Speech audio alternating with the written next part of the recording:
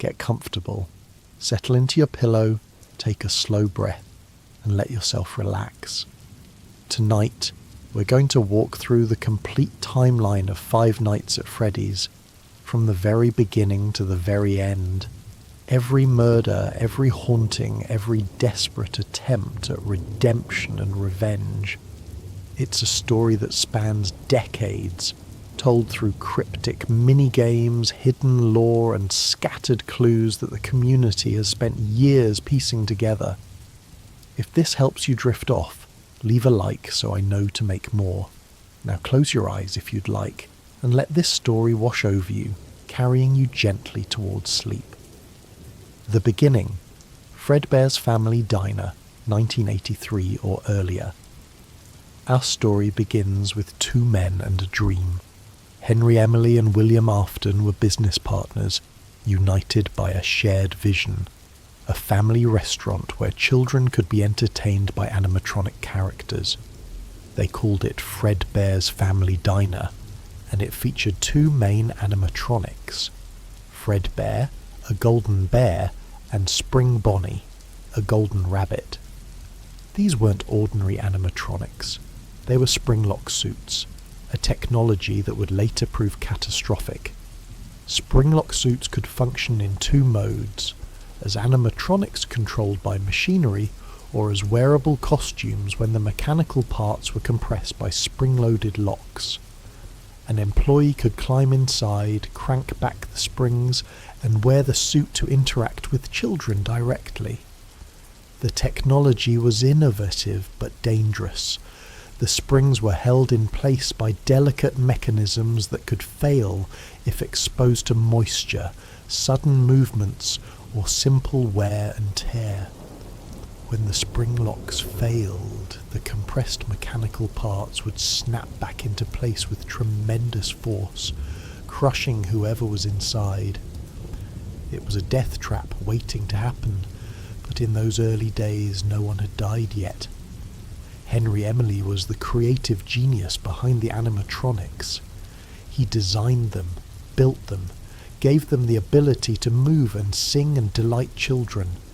He was a father himself with a daughter named Charlotte, Charlie to those who loved her.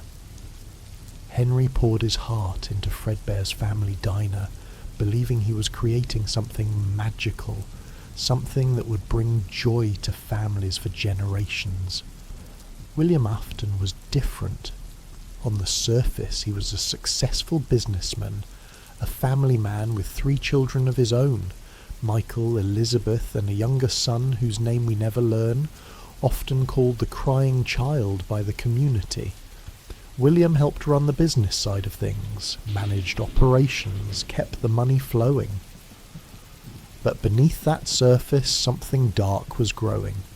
Something that would eventually consume everything Henry had built.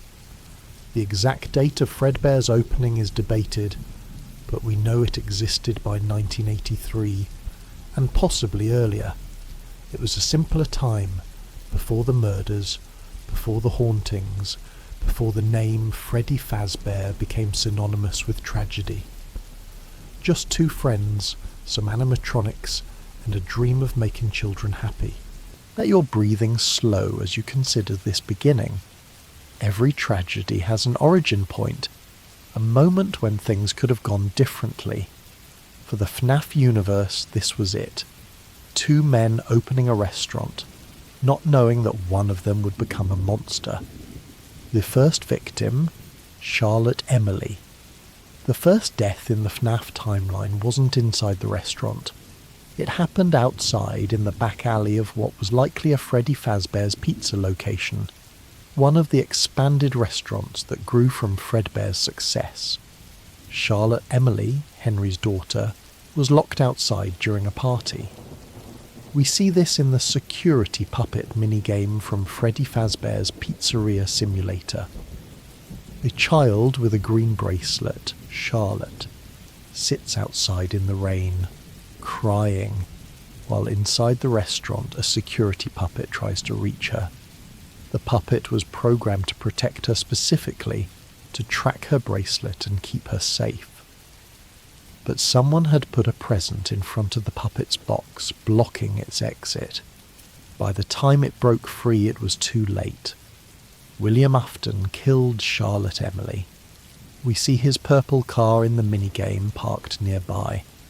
We see Charlotte's body slumped against the wall, and we see the puppet crawl to her, collapsing over her body as the rain falls. This was William's first murder, and it set everything in motion. Charlotte's soul didn't pass on. Instead, it bonded with the puppet that had tried to save her, the marionette, also known as the puppet.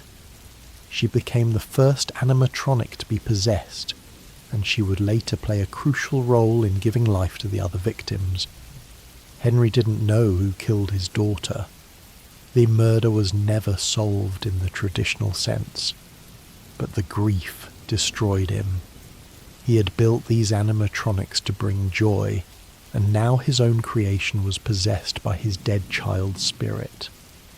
The puppet that was supposed to protect her had failed, and now it carried her soul, trapped between life and death. The puppet's music box plays My Grandfather's Clock, a song about time running out, about death approaching with each tick. It's hauntingly appropriate. Charlotte's time ran out in that alley, but her story was just beginning.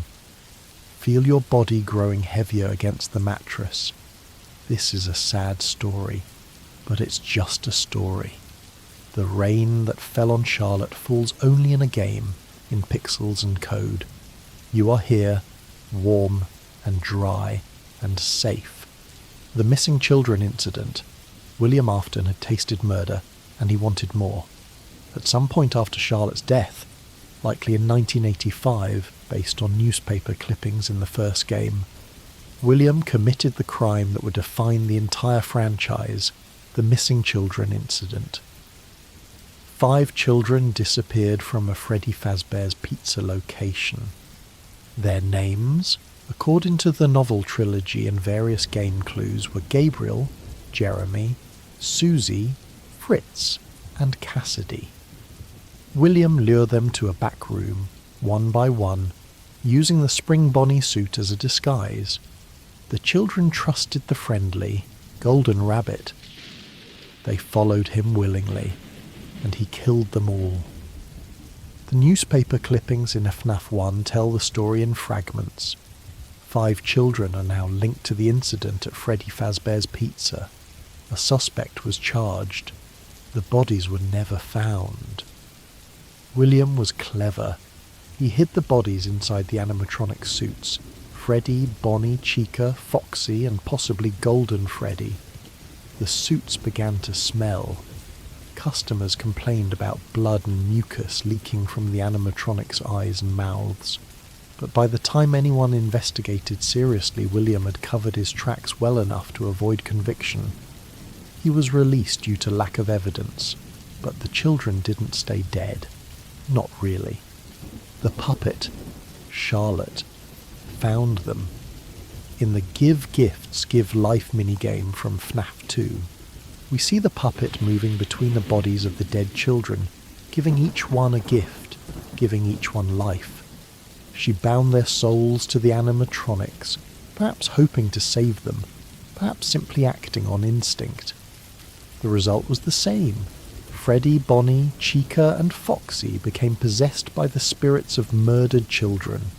Gabriel became Freddy, Jeremy became Bonnie, Susie became Chica, Fritz became Foxy, and Cassidy, the 5th child, became something else, something angrier, something that would later be known as Golden Freddy, or perhaps the vengeful spirit that refuses to let William Afton rest. The animatronics didn't understand what had happened to them. They were children, confused and scared and angry, trapped in mechanical bodies they couldn't control. During the day, they performed for crowds, singing and dancing as if nothing was wrong. But at night, when the restaurant was empty, they roamed. They searched. They looked for their killer. not fully understanding who he was or what he had done. And when they saw an adult in the security office watching them through cameras, they attacked. Not out of malice exactly, but because every adult was a potential threat. Every adult could be the one who had hurt them. The night guards who took the job at Freddy Fazbear's Pizza had no idea what they were walking into. They thought they were watching for burglars. Instead, they were being hunted by the ghosts of murdered children. Let your thoughts drift like leaves on still water. The children in this story suffered terribly, but they're not real.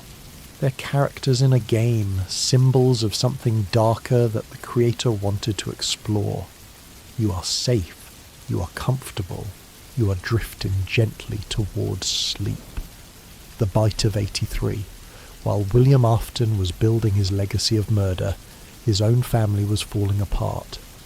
His youngest son, the crying child, was terrified of the animatronics. We see this in FNAF 4, where the child is tormented by nightmarish versions of Freddy and his friends, unable to sleep, unable to escape the fear that consumed him. Why was he so afraid? The game suggests he saw something he shouldn't have. In one mini-game, we see him crying outside the restaurant while other children wear masks of the animatronics taunting him. In another, we see him locked in the back room with the spare suits sobbing in terror. He knew something was wrong with Fredbear's. He had seen something, perhaps a spring lock failure, perhaps something worse, and it had broken him. His older brother Michael didn't understand. Michael and his friends thought the crying child's fear was funny. They wore masks of the animatronics and jumped out to scare him. They mocked him, bullied him, made his life miserable. It was cruel, but it was also the casual cruelty of teenagers who don't understand consequences.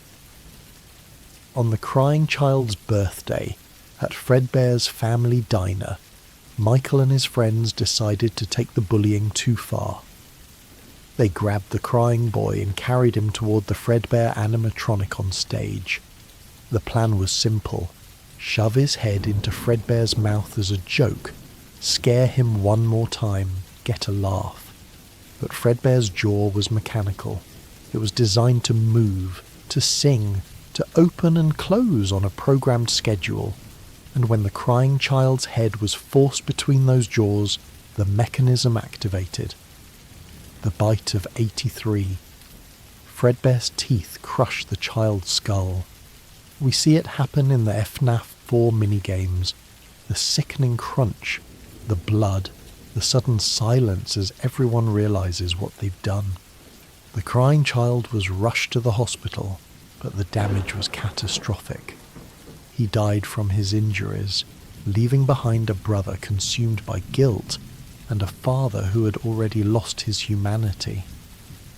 Michael Afton would spend the rest of his life trying to make amends for what he did. The guilt of killing his own brother, even accidentally, drove him to confront the horrors his father had created. He became the protagonist of multiple games, returning again and again to the restaurants and facilities where William's sins had taken root. The crying child's fate after death is debated. Some believe he became Golden Freddy, or part of Golden Freddy. Others believe he's the voice we hear at the end of FNAF 4 saying, "I will put you back together." The truth is unclear, but his death marked a turning point.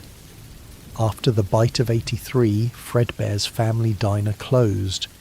The Springlock suits were retired, and the Freddy Fazbear's Pizza brand tried to distance itself from the tragedy. But you can't outrun the past, not in this story. Allow your muscles to release their tension. The Bite of 83 is a fictional tragedy, a moment of horror in a video game. It can't hurt you. Nothing in this story can hurt you. You are here, now, resting peacefully. Circus Baby's Pizza World and Elizabeth's death. William Afton didn't stop after the missing children incident. If anything, he escalated. He opened a new facility, Circus Baby's Pizza World, featuring a new line of animatronics he had designed himself. These weren't just entertainers, they were killers. Circus Baby was the star attraction, a clown-like animatronic designed to entertain children at birthday parties.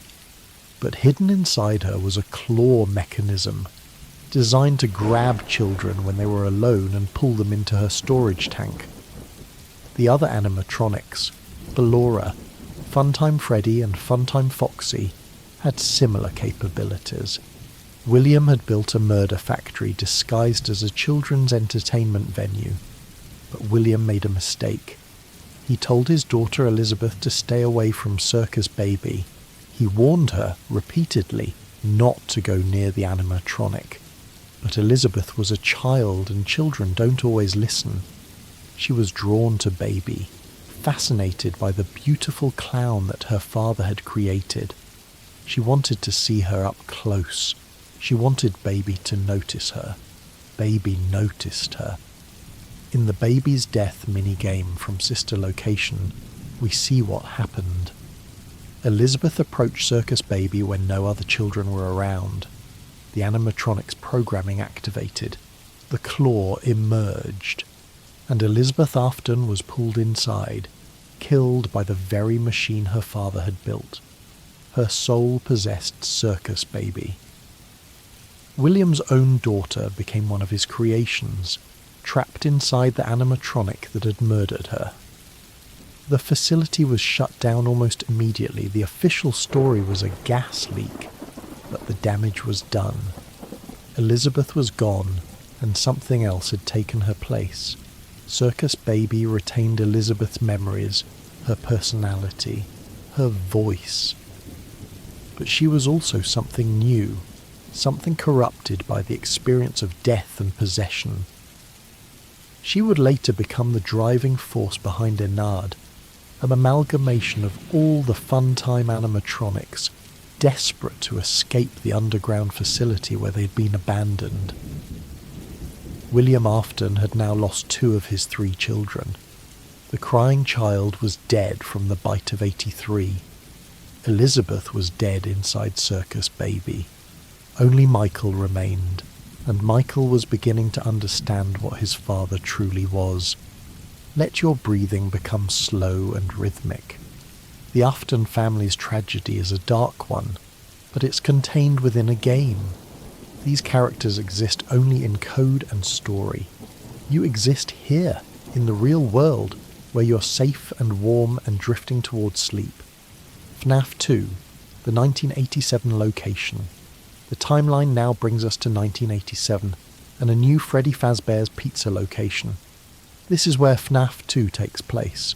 Though the game was released second, it's actually a prequel to the first game. This location was supposed to be a fresh start. New animatronics were built. The toy animatronics, with their sleek plastic designs and facial recognition software. Toy Freddy, Toy Bonnie, Toy Chica, and the Mangle. Originally Toy Foxy, before children tore it apart so many times that staff gave up repairing it. There was also Balloon Boy and the Puppet, who'd been transferred from an earlier location. The old animatronics were kept in the back. Freddy, Bonnie, Chica, and Foxy, now called the Withered animatronics because of their deteriorated state. They were supposedly being kept for parts, but they still moved at night. They still hunted. The toy animatronics were programmed with facial recognition to identify predators and protect children. But something went wrong. They began acting aggressively toward adults, especially security guards. The official explanation was a glitch, but the truth was darker. The puppet had given life to more victims. The toy animatronics were possessed too, or at least influenced by the spirits that haunted the building. Phone Guy, the employee who leaves voicemails for the night guards, mentions that someone used a yellow suit in the back room. Someone used one of the suits, We had a spare in the back, a yellow one. Someone used it. Now none of them are acting right. This was William Afton, returning to kill again, using the spring Bonnie suit just as he had years before. The 1987 location also saw another tragedy, the Bite of 87. This is different from the Bite of 83, a separate incident where an animatronic bit a person's frontal lobe.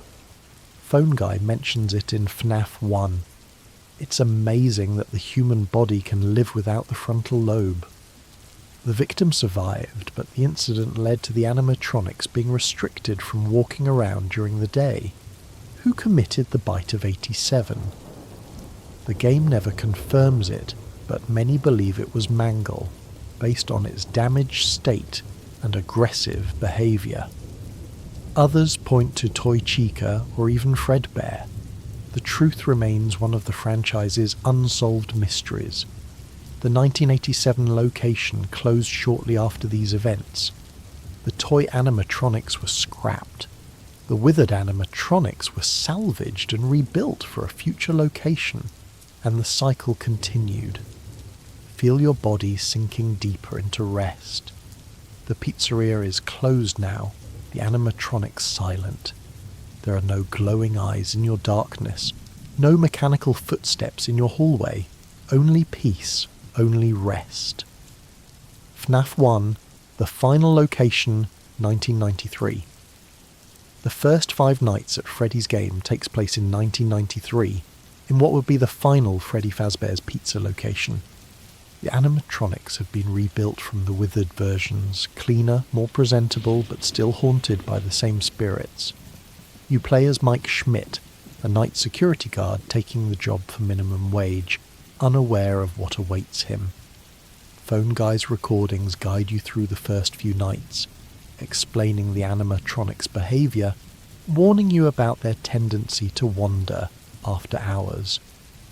They used to be allowed to walk around during the day too, Phone Guy explains. But then there was the Bite of 87. Yeah, it's amazing that the human body can live without the frontal lobe. The gameplay is simple but terrifying.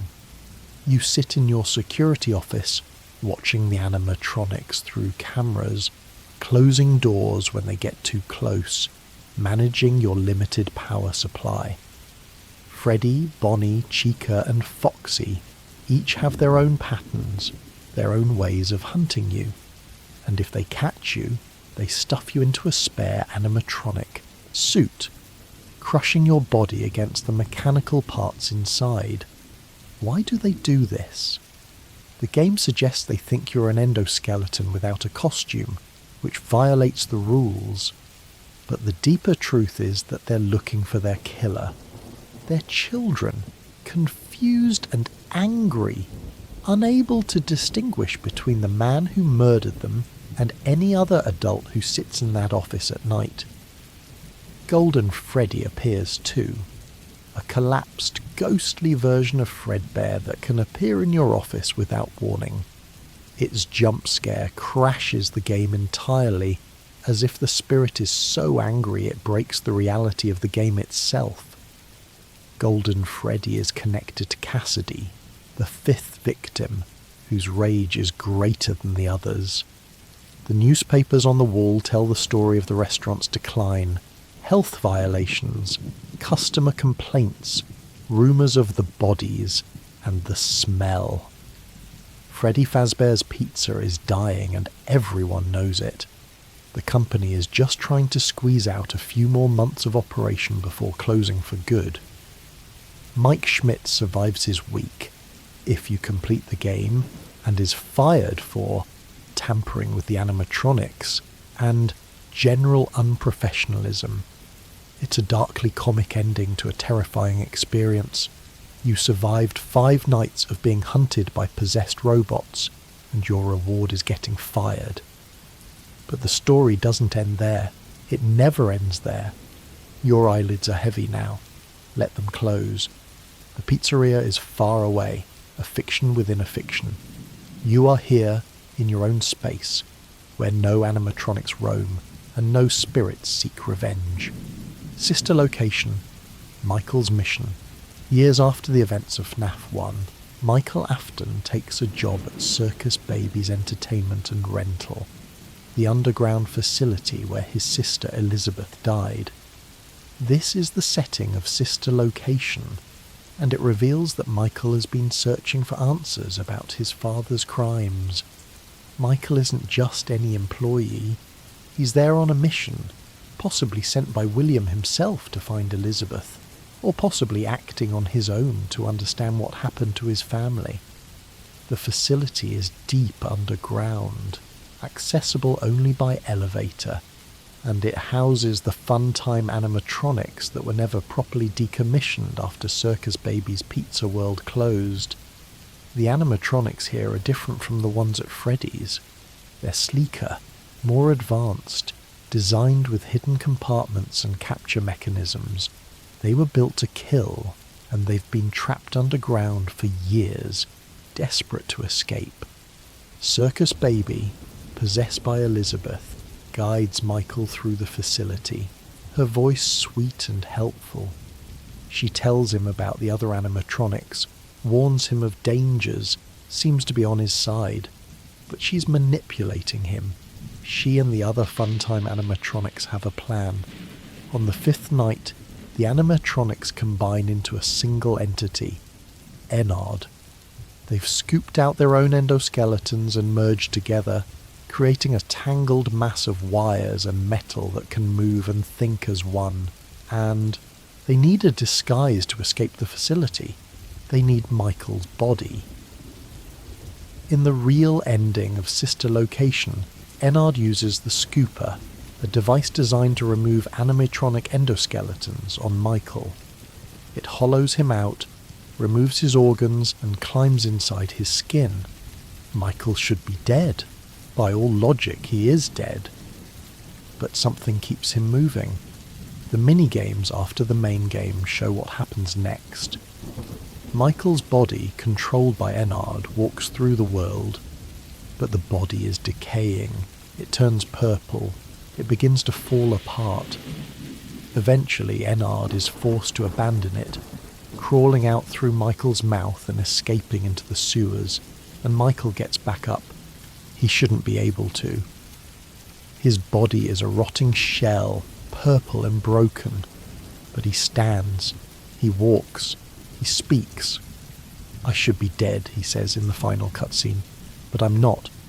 He's become something else, not quite alive, not quite dead, held together by determination or perhaps by something supernatural. Michael vows to find his father. "I'm going to come find you," he says. The hunt for William Afton has begun. Let your thoughts grow soft and distant. Michael's story is one of determination, of a son trying to undo his father's sins. But it's just a story. You don't need to carry his burden. You only need to rest. The spring lock. Failure. William becomes Springtrap. At some point after the events of FNAF 1, William Afton returned to the abandoned Freddy Fazbear's Pizza. The restaurant was closed. The animatronics left to rot in the darkness. But William had unfinished business. He dismantled the animatronics. We see this in the FNAF 3 mini-games. A purple figure, clearly William, taking apart Freddy, Bonnie, Chica, and Foxy one by one. Perhaps he was looking for something. Perhaps he was trying to destroy the evidence of his crimes. Perhaps he simply enjoyed the destruction. But when he destroyed the animatronics, he released the spirits inside them. The ghosts of the 5 children, Gabriel, Jeremy, Susie, Fritz and Cassidy, emerged from their mechanical prisons.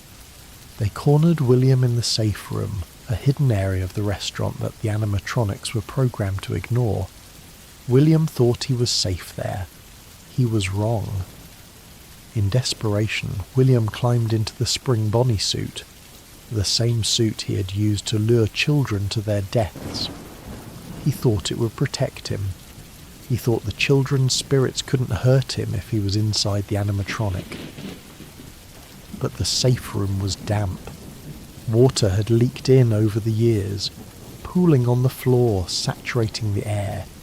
And springlock suits don't work well when they're wet.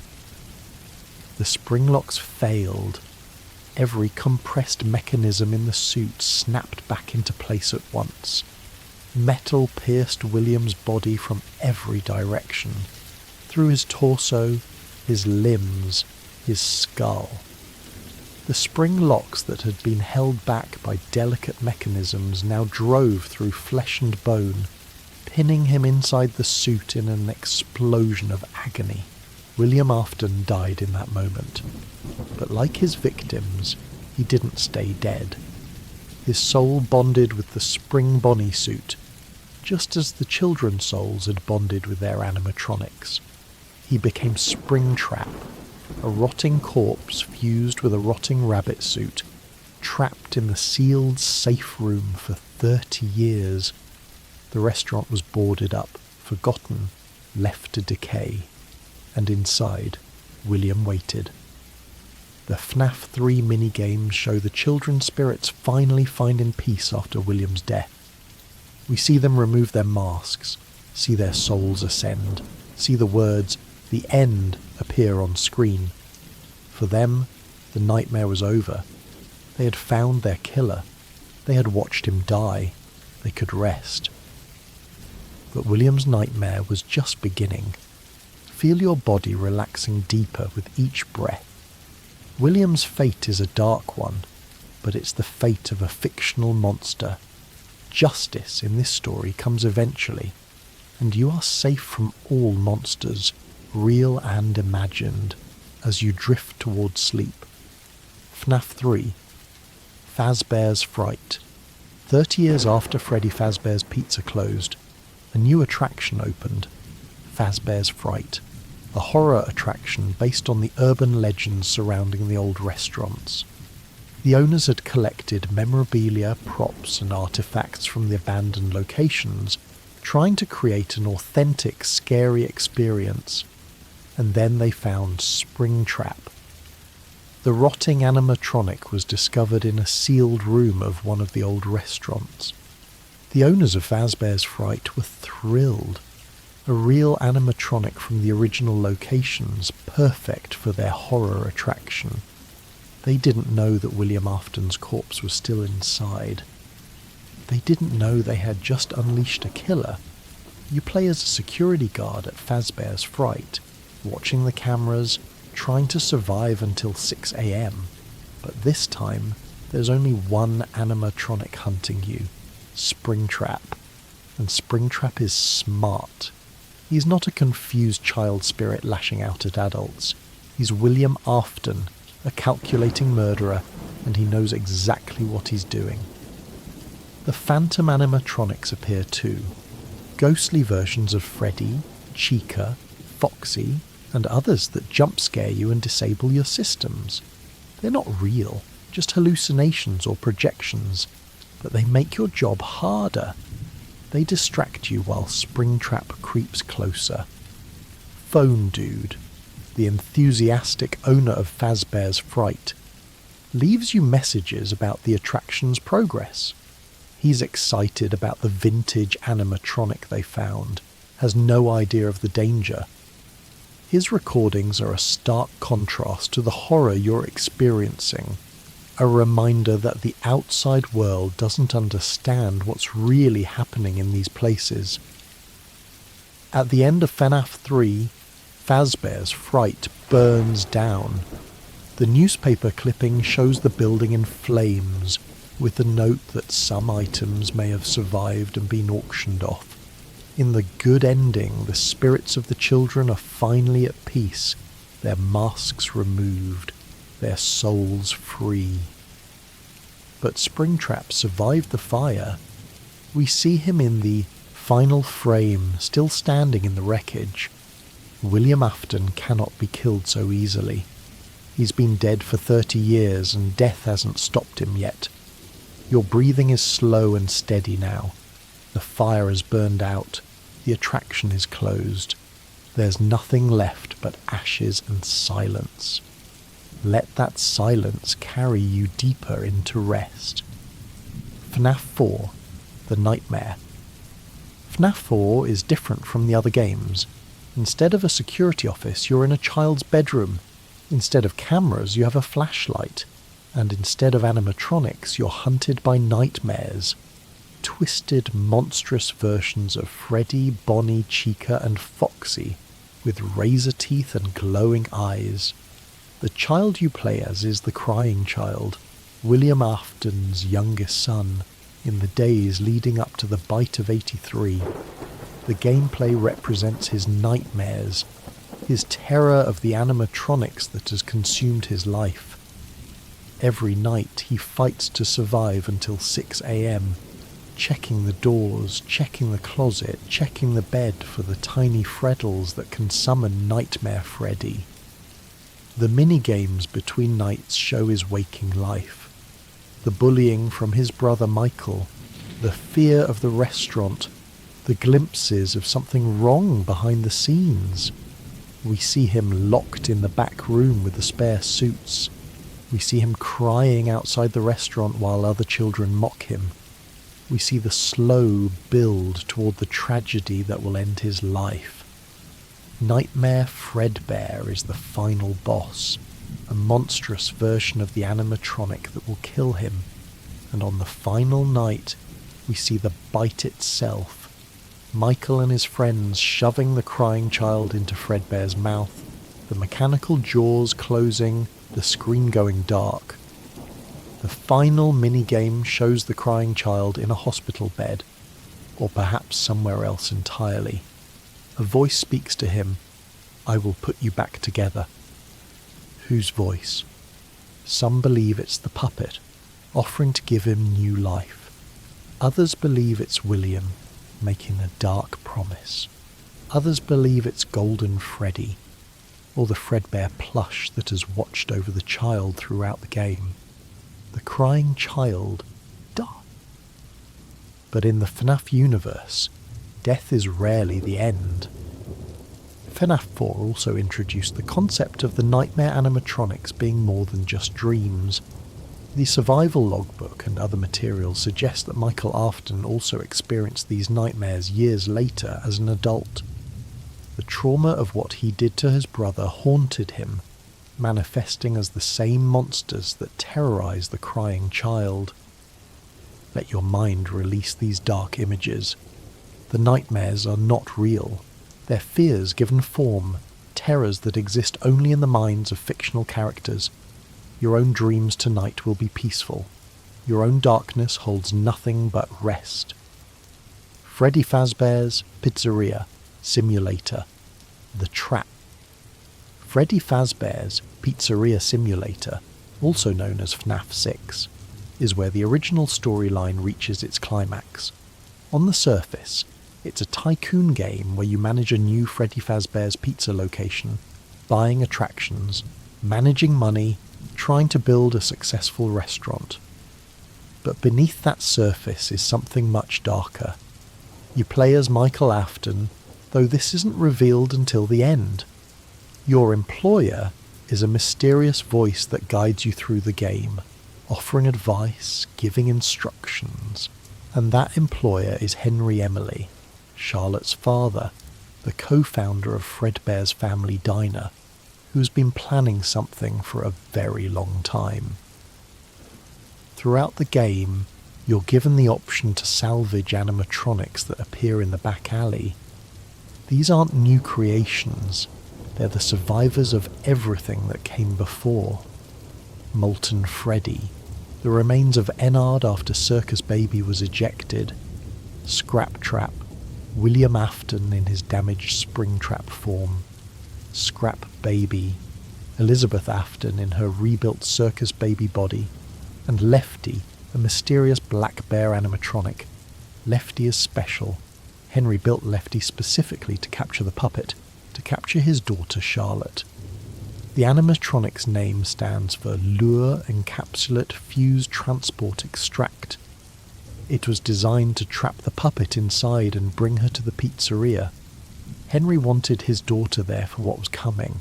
If you salvage all 4 animatronics, you bring together everyone who matters: William Afton, Elizabeth Afton, the remnants of the Funtime animatronics, and Charlotte Emily, the entire cursed family, gathered in one place.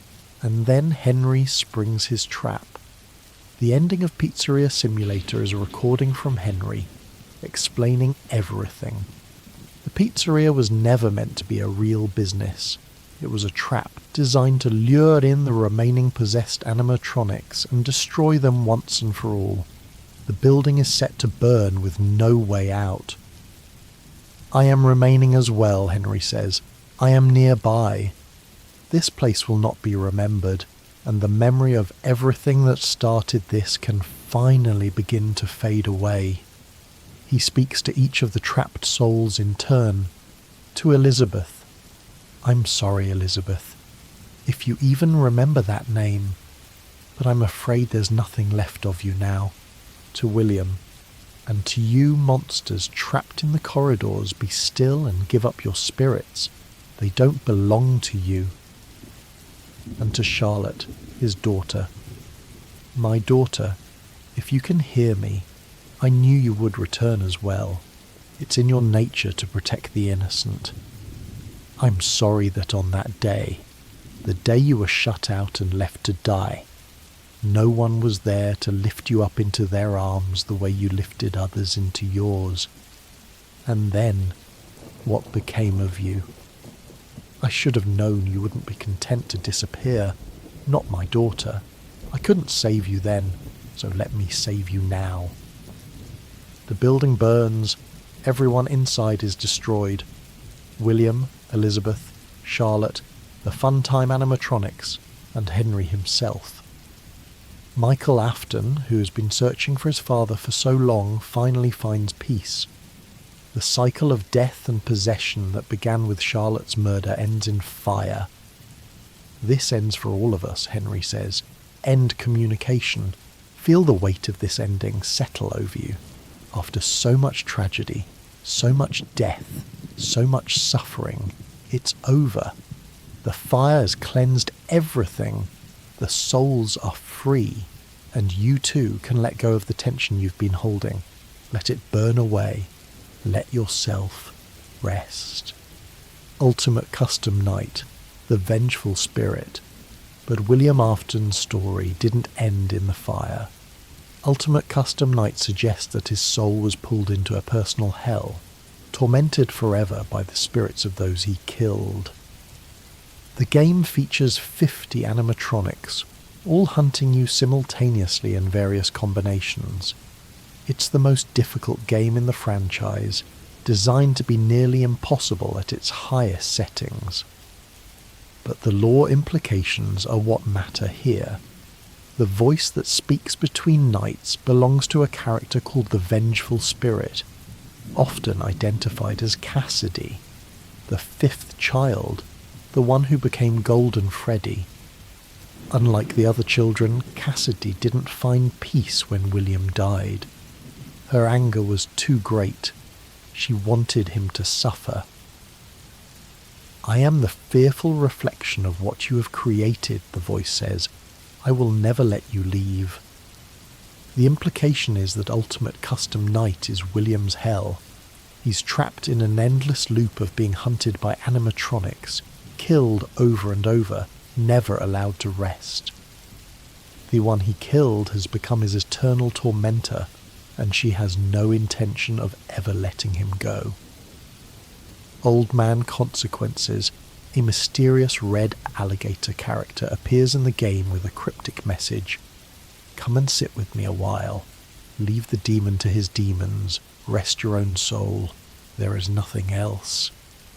He seems to be speaking to Cassidy, urging her to let go of her vengeance and find peace, but Cassidy refuses. Her hatred is too strong. This creates an interesting parallel with the other children. Gabriel, Jeremy, Susie and Fritz all found peace after William's death. Charlotte found peace in the fire. But Cassidy held on, refusing to let go, becoming something almost as monstrous as William himself in her pursuit of eternal revenge. Is this justice? Is this cruelty? The game doesn't answer. It simply shows us the consequences of holding on to anger, of refusing to let go even when the battle is won. Cassidy got her revenge, but she trapped herself in the process, bound to William forever in a hell of her own making. Let your own anger, if you have any, drift away with your breath. Holding on to resentment only traps us. The characters in this story learned that lesson the hard way. You can learn it gently, peacefully, as you drift towards sleep. Help wanted. The glitch trap virus. The story should have ended with the fire. Henry's plan should have worked. But William Afton is not so easily destroyed. In Help Wanted, we learn that Fazbear Entertainment, the company behind the restaurants, has continued to exist. They've hired a game development studio to create a VR game based on the fictional events of the franchise, hoping to rebrand the company's image and dismiss the murders as urban legends. But to create the game, the developers scanned old circuit boards and hardware from the original animatronics, and something came with that data. William Afton's consciousness, or some fragment of it, had embedded itself in the old technology. When the developers scanned the hardware, they uploaded William into the game. He became Glitch Trap, a digital entity that appears as a golden rabbit costume, dancing and waving, seemingly harmless. But Glitch Trap is anything but harmless. He's a virus, a corruption, a digital ghost that can infect the minds of those who interact with him. The game's protagonist, a beta tester named Vanessa, or possibly someone called Tape Girl, tries to stop him, leaving audio logs warning others about the danger. He's not just a glitch, one log explains. He's something else, something that wants out. Glitch Trap can't physically harm anyone. He's just code, but he can manipulate, influence, and eventually possess. By the end of Help Wanted, he's found a way out. He's taken control of Vanessa, merging with her consciousness, using her as a vessel to return to the physical world. William Afton has cheated death again. He's no longer Springtrap, no longer a rotting corpse in a rabbit suit. He's something new, something digital, something that can spread and infect and corrupt. The fire didn't destroy him. It just transformed him. This is the horror of William Afton. He cannot be stopped. Every time he's killed, he comes back in a new form. Every time he's trapped, he finds a way out. He's not just a murderer. He's a force of nature, an embodiment of evil that refuses to stay dead. Your body is completely relaxed now. William's persistence is terrifying in the game, but it's just a story. In the real world, monsters don't come back. In the real world, you're safe, and sleep is approaching like a gentle tide. Security Breach. The Pizzaplex. The most recent main entry in the franchise is Security Breach, set in the Freddy Fazbear's Mega Pizzaplex, a massive entertainment complex featuring new animatronics, multiple attractions, and a dark secret buried beneath its floors. You play as Gregory, a young boy who has become trapped in the Pizzaplex overnight. The animatronics, Glamrock Freddy, Glamrock Chica, Roxanne Wolf and Montgomery Gator, are hunting you, controlled by something sinister. Only Glamrock Freddy seems to resist the corruption, protecting Gregory and helping him survive. The villain of Security Breach is Vanessa, now fully under Glitch Trap's control, wearing a rabbit costume and stalking the Pizzaplex. She's William Afton's disciple, doing his bidding, continuing his legacy of murder. Throughout the game, you catch glimpses of her watching you, waiting for the moment to strike. But the true horror lies beneath the Pizzaplex. In the true ending, Gregory and Glamrock Freddy descend into the old Freddy Fazbear's Pizza place, the same location from Pizzeria Simulator, buried and forgotten beneath the new building. The fire didn't destroy everything, something survived. Burn Trap. William Afton has rebuilt himself from the charred remains of Springtrap, fused with new technology, more machine than man.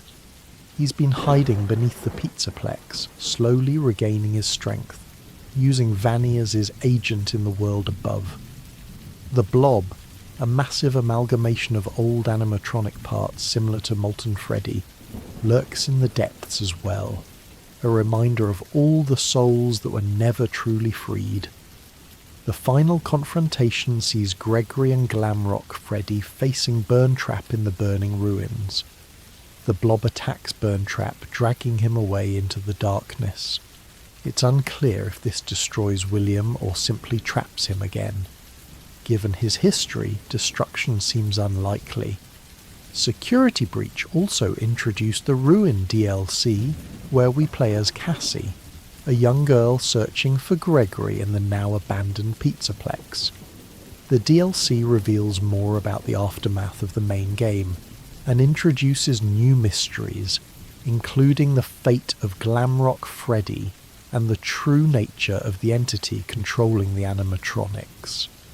The FNAF story continues to expand, with new games and new revelations adding to the timeline. But the core remains the same. William Afton's sins echo through the decades, creating tragedy after tragedy, and the souls of his victims struggle to find peace. Let these modern horrors fade from your mind. The Pizzaplex is far away, a fictional place in a fictional world. You are here, in your own space, where no animatronics hunt and no killers lurk. Only peace, only rest. The novel trilogy, an alternate perspective.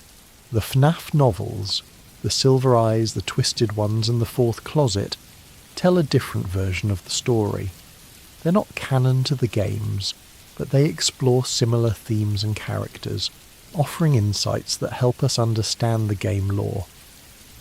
In the novels, Charlie is the protagonist, Charlotte Emily, Henry's daughter, who in the games became the puppet. But in the novels, Charlie survived to adulthood, or so it seems. The truth is more complicated. The Charlie we follow is actually a robot, built by Henry to replace his dead daughter.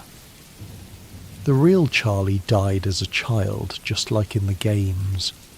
William Afton appears as Dave Miller in the novels, a creepy employee at the new Freddy's location, who is eventually revealed to be the killer. His relationship with Henry is explored in more depth, showing how their partnership soured, and how William's darkness grew over time. The novels introduce concepts that later appeared in the games, like Remnant, the supernatural substance that allows souls to possess animatronics. They also explore the idea of Henry building robots to replace his lost children, a theme that resonates with the game's exploration of grief and obsession. While the novels aren't canon, Scott Cawthon has said they can help solve the game's mysteries. They're pieces of the same puzzle, different angles on the same dark story. Reading them alongside playing the games gives a fuller picture of the FNAF universe. The Fazbear Fright series, a collection of short stories, expands the universe even further, introducing new characters and scenarios that explore the themes of possession, murder, and supernatural revenge. Some stories connect directly to game lore, others are standalone tales of horror set in the FNAF world. Let your mind release these details. The novels, the games, the short stories, they're all just different ways of telling the same essential story. A story of murder and consequence, of grief and revenge, of souls that cannot rest. But you can rest. You can let go of all these threads and simply drift. The children, remembering the victims. Throughout this timeline, it's easy to focus on William Afton, his crimes, his transformations, his seemingly endless returns from death. But the heart of FNAF has always been the children, the victims, the souls who were stolen too soon and trapped in mechanical prisons. Let's take a moment to remember them. Gabriel became Freddy Fazbear. We don't know much about who he was in life, just a child at a birthday party, lured away by a man in a golden rabbit suit. But in death, he became the face of the franchise, the leader of the animatronic band. His spirit wandered the pizzeria for years, searching for justice, unable to rest until his killer was punished. Jeremy became Bonnie, the purple rabbit, the guitarist, the one who tends to be the most aggressive in the first game. Jeremy's spirit was angry, confused, desperate to understand what had happened to him. He attacked night guards not out of malice but out of fear and rage, unable to distinguish between his killer and any other adult. Susie became Chica. In the FNAF 6 minigames, we learn that Susie was the first of the 5 to die. William lured her by telling her that her dog, who'd been hit by a car, was still alive. "He's not really dead," William said. "Follow me." And she did. Susie's spirit is perhaps the saddest, a little girl who just wanted to see her puppy again. Fritz became Foxy, the pirate fox, the one who hides behind his curtain, the one who runs down the hallway when he attacks.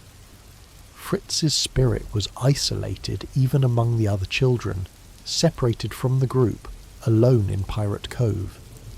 His aggression might reflect a desperate need for connection, a soul reaching out the only way it knows how. Cassidy became Golden Freddy, or at least part of Golden Freddy. Cassidy's anger was greater than the others, her desire for revenge more consuming. She's the one who refused to let go, who trapped William in ultimate custom night, who became the vengeful spirit. Her rage is understandable. She was murdered, her childhood stolen, but it also trapped her, binding her to her killer forever. And Charlotte became the puppet, Henry's daughter, the first victim, the one who gave life to all the others. Charlotte's spirit was different from the children William killed directly. She wasn't angry in the same way. She was protective, maternal, driven by a need to help the other victims. She gave them life in the animatronics, gave them a chance at justice. And in the end, she found peace in her father's arms, in the fire that finally set her free. These children deserved better. They deserved to grow up, to have lives, to become whoever they were meant to be. Instead, they became symbols of tragedy, their stories told through cryptic minigames and hidden lore. But in remembering them, we honor them. We acknowledge that they mattered, that their deaths mattered, that the horror of FNAF is built on real human loss, even if that loss is fictional. Feel your heart soften as you remember these children. They're at peace now, most of them. The fire freed them. The story gave them closure. And you too can find peace tonight, knowing that even the darkest stories can have endings. The Afton family, a tragedy in 4 parts. The Afton family is the dark heart of FNAF. William, the patriarch, became a monster. His children became victims of his obsession, and the cycle of trauma passed from generation to generation, destroying everyone it touched. William Afton started as a businessman, a father, a partner in a dream of bringing joy to children. What turned him into a killer? The games never fully explain. Perhaps he was always broken, hiding his darkness behind a mask of normalcy. Perhaps something snapped, some trauma or obsession that pushed him over the edge. Perhaps he simply enjoyed it. The power, the control, the secret knowledge of what he had done. Whatever the cause, William's crimes defined his family. His youngest son, the crying child, was terrified of the animatronics, perhaps because he had seen something, perhaps because he sensed his father's evil. That fear led to his death in the bite of 83, killed by his own brother's cruel prank. Elizabeth Afton was drawn to Circus Baby despite her father's warnings. She was a child, curious and innocent, and she paid for that innocence with her life. Her soul possessed the animatronic that killed her, trapping her in a mechanical body, slowly corrupting her until she became something unrecognizable.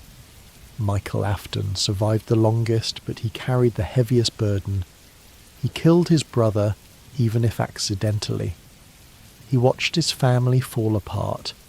He was scooped by Enard, his body used as a disguise, and somehow he kept going, a walking corpse driven by guilt and determination. Michael spent years hunting his father, trying to undo the damage, trying to make things right. In the end, all 4 Aftons died in fire, William in the Pizzeria Simulator blaze, though he would return. Elizabeth in the same fire, her corrupted soul finally released. Michael, who had been dead for years but kept moving anyway, finally allowed to rest. And the crying child, whose fate remains ambiguous, but who was likely freed along with the others. The Afton family tragedy is a story about cycles of abuse, about how one person's evil can destroy everyone around them. William's crimes didn't just kill strangers, they killed his own children, directly or indirectly. His obsession with death and control consumed everything he should have loved. But it's also a story about breaking cycles. Michael chose to fight against his father's legacy.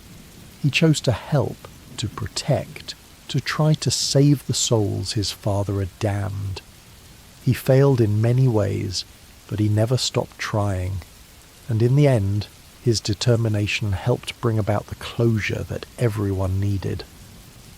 Let the weight of this family's tragedy lift from your shoulders. It's not your burden to carry. It's just a story, a dark fairy tale about the consequences of evil. You're not an Afton. You're not trapped in their cycle. You're free, and you're drifting toward peaceful sleep. Henry Emily, the other father. Henry Emily is the tragic counterpart to William Afton. Both were fathers, both lost children, but where William became a monster, Henry became a saviour. Henry's daughter Charlotte was the first victim, killed by William outside the restaurant, left to die in the rain. Henry didn't know who had murdered her, but he knew she was gone, and he knew, somehow, that she hadn't truly passed on. The grief destroyed him. In the novels, Henry is depicted as a broken man, obsessed with his work, unable to move past his daughter's death. He built robots to replace her, trying to recreate what he had lost. He withdrew from the world, from his surviving family, from everything except his guilt and his grief. But Henry was also planning. For years, perhaps decades, he worked on a way to end the nightmare. He built Lefty to capture the puppet, to capture Charlotte. He designed the Pizzeria Simulator location as a trap, a place to gather all the remaining possessed animatronics. He waited for the right moment, the right person to spring the trap. That person was Michael Afton. Henry guided Michael through the game, using him to salvage the animatronics, to bring them all together, and when everyone was in place, William, Elizabeth, Charlotte, the Funtime animatronics, Henry sealed the building and set it on fire. His final speech is one of the most powerful moments in the franchise. He speaks to each soul in turn, acknowledging their suffering, offering them release. And to Charlotte, he offers something more, an apology. I should have known you wouldn't be content to disappear, not my daughter. I couldn't save you then, so let me save you now. Henry dies in the fire alongside everyone else. He doesn't try to escape. He's been waiting for this moment, planning for it, and he's ready to go. His guilt over Charlotte's death, his failure to protect her, has haunted him for decades. The fire is his redemption, his chance to finally save his daughter, even if saving her means helping her die. Henry Emily is the moral centre of FNAF. He represents the possibility of goodness in a world defined by William's evil. He made mistakes, terrible mistakes, but he spent his life trying to make them right, and in the end he succeeded. The souls were freed, the nightmare ended, and Henry found peace alongside his daughter. Your breathing is slow and deep now. Henry's story is one of redemption, of a father's love transcending death. Let that love surround you as you drift towards sleep. You are cared for. You are safe. You are at peace. The nature of possession in FNAF.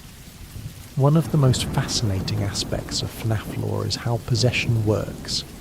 The souls of murdered children don't just haunt the animatronics, they become them, fusing with the machinery in ways that blur the line between ghost and robot.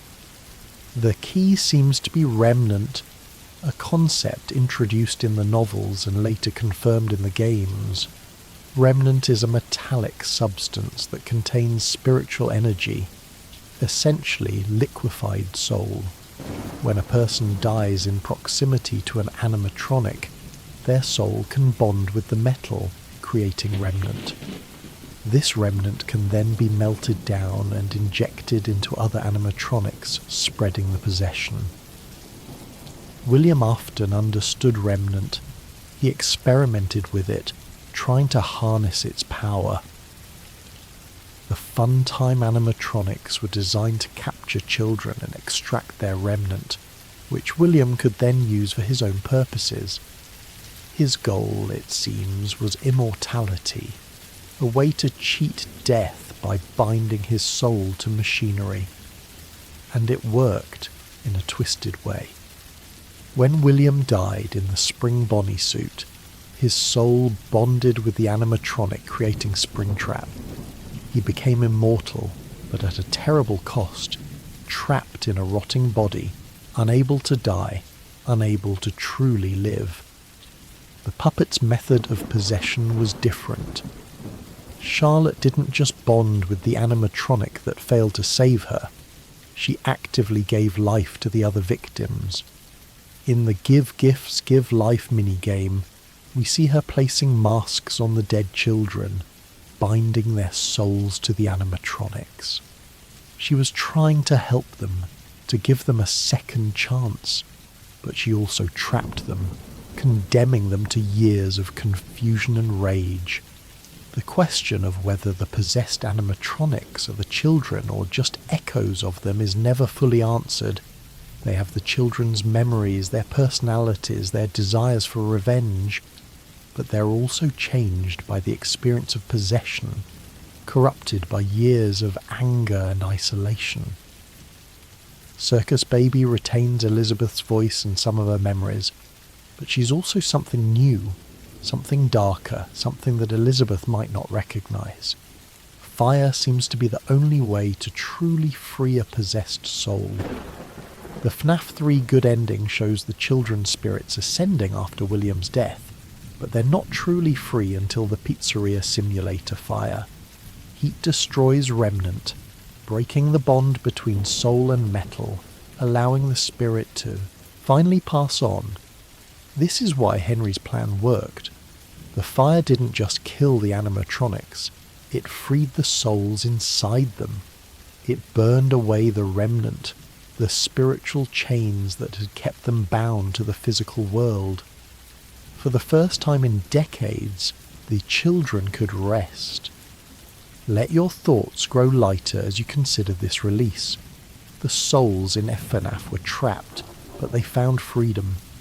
The chains that bound them were broken, and you too can release whatever binds you: stress, worry, tension and drift freely towards sleep. The Phone Guys, voices in the dark. Throughout the FNAF games, you're guided by voices, recordings left by employees who came before you, offering advice, warnings and glimpses into the world behind the scenes. Phone Guy is the most famous. His recordings in FNAF 1 and FNAF 2 are iconic, his cheerful tone contrasting sharply with the horror of your situation. "Hello, hello," he begins each message, as if he's not quite sure the recording is working. He explains the animatronics' behaviour, offers tips for survival, and gradually reveals the dark history of Freddy Fazbear's Pizza. Phone Guy dies on night 4 of FNAF 1. His final recording is interrupted by the sounds of animatronics breaking in, Freddy's jingle playing, and then silence. He was a night guard, just like you, and he didn't make it. His death is a reminder that the danger is real, that survival is not guaranteed, that the animatronics have killed before and will kill again. Who was Phone Guy? The games never give him a name, but he was clearly a long-time employee, someone who had worked at multiple Freddy's locations over the years. He knew about the spring-lock suits, knew about the incidents, knew more than he let on. Some fans theorize he was complicit in the cover-ups, helping the company hide its dark secrets. Others see him as a victim, just another employee trapped in a nightmare he didn't create. Phone Dude appears in FNAF 3, the enthusiastic owner of Fazbear's Fright. His recordings are different from Phone Guy's, more casual, more excited, less aware of the danger. He's thrilled about the vintage animatronic they found, Springtrap, has no idea he's unleashed a killer. His naivety is almost painful to witness, knowing what we know about what's inside that suit. Hand Unit guides you through Sister Location, an AI assistant with a cheerful corporate tone that becomes increasingly absurd as the nights progress. Hand Unit renames Ballora as Ballora and Funtime Foxy as Funtime Foxy, but when the system glitches, it offers alternatives like Angsty Teen and Exotic Butters. The humour is dark, a reminder that even in horror, there's room for absurdity. Tutorial Unit appears in Help Wanted, another AI guide with a similar corporate cheerfulness, and Tape Girl leaves recordings warning about Glitch Trap, her voice growing more desperate as she realises the danger she's uncovered. These voices are your companions in the darkness. They can't save you. Most of them are dead or digital, but they offer connection, guidance, a reminder that you're not entirely alone. In a franchise built on isolation and fear, the Phone Guys are a lifeline. Let their voices fade into silence now. The recordings have ended, the messages delivered. There's nothing left but the quiet hum of rest, the gentle pull of sleep. The minigames, stories within stories. FNAF tells much of its lore through minigames, simple Atari-style sequences that appear between nights or after certain events. These minigames are cryptic, often disturbing, and they contain the key to understanding the franchise's story. Give Gifts, Give Life shows the puppet moving between the bodies of dead children, placing masks on them, giving them new existence in the animatronics. It's the origin of the haunting, the moment when 5 murdered children became 5 possessed robots. Save Them shows the aftermath of another killing spree, more bodies scattered through the pizzeria, the puppet trying to help, a purple figure, William, lurking in the shadows. This minigame suggests that William killed more than just the original 5, that his murder count is higher than we know. Take Cake to the Children shows the first murder. Charlotte, killed outside the restaurant while the animatronic inside continues serving cake, oblivious to the tragedy. The purple car, the crying child, the moment when everything began. The FNAF 4 minigames show the crying child's final days, the bullying, the fear, the birthday party that ended in death. They're heartbreaking in their simplicity, a child's suffering rendered in crude pixels. The FNAF 6 minigames reveal backstory for several characters. We see Susie being lured by William's promise that her dog is alive. We see the puppet being locked out, unable to save Charlotte. We see the pieces of the puzzle coming together. Midnight Motorist is one of the most mysterious minigames. You drive a car through the rain, eventually arriving at a house where someone has broken out through a window. The identity of the characters is debated. Is it William's house? Is the figure who escaped the crying child? The minigame raises more questions than it answers. These minigames are the bones of a FNAF story. They're easy to miss, easy to dismiss as simple diversions, but they contain the truth, hidden in plain sight, waiting for players patient enough to piece them together. Your mind can release these images now. The minigames have told their stories, revealed their secrets. There's nothing left to decode, nothing left to analyze. Only rest. The community, solving the puzzle. FNAF wouldn't be what it is without its community. From the very first game, players have worked together to unravel the mysteries, sharing theories, debating interpretations, building a collective understanding of the lore. MatPat and game theory brought FNAF lore to millions of viewers, creating detailed videos that analysed every frame, every sound, every hidden detail.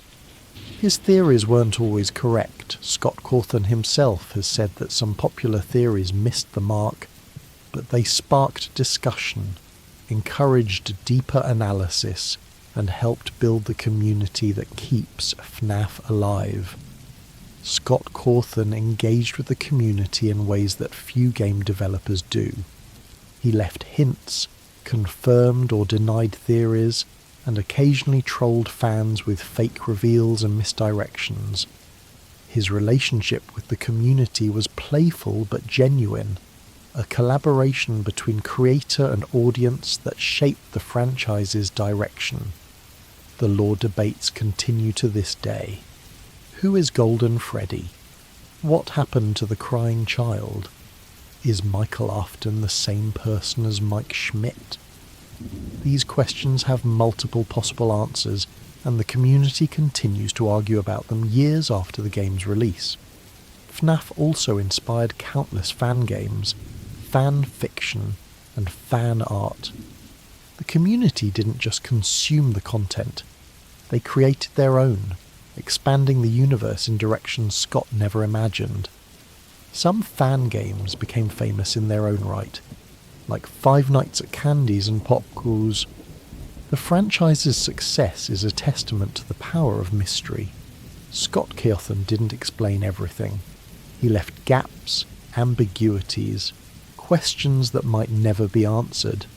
And that incompleteness is what keeps people coming back, keeps them theorizing, keeps them engaged years after the original game's release. You don't need to solve any puzzles tonight. The mysteries can wait. The theories can wait. Everything can wait until tomorrow. Right now, there's only rest. The legacy. Why FNAF matters. Five Nights at Freddy's changed indie gaming. It proved that a single developer with a vision could create something that resonated with millions of people. It showed that horror didn't need big budgets or photorealistic graphics. It just needed good design and a compelling mystery. The franchise has spawned 9 main games, multiple spin-offs, a novel trilogy, dozens of short stories, and a Hollywood movie. It's been referenced in countless other games, parodied, celebrated and analysed to an extent that few franchises ever achieve. But beyond the commercial success, FNAF matters because of what it explores. It's a story about childhood innocence destroyed, about the monsters that hide behind friendly faces, about the long shadow that trauma casts across generations. It's dark, disturbing, and deeply human in its exploration of grief, guilt, and the desire for justice. The animatronics are scary, but they're also tragic. They're children, murdered and trapped, lashing out at a world that failed to protect them. The horror of FNAF isn't just the jump scares, it's the sadness underneath.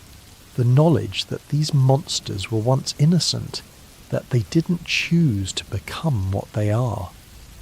William Afton is one of gaming's great villains, not because he's powerful or intimidating, but because he's believable.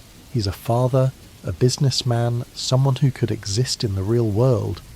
His evil isn't supernatural, it's human, recognisable, terrifying in its banality. And the story's themes of redemption, Henry's sacrifice, Michael's quest, the children's eventual release, offer hope even in the darkness. FNAF isn't nihilistic.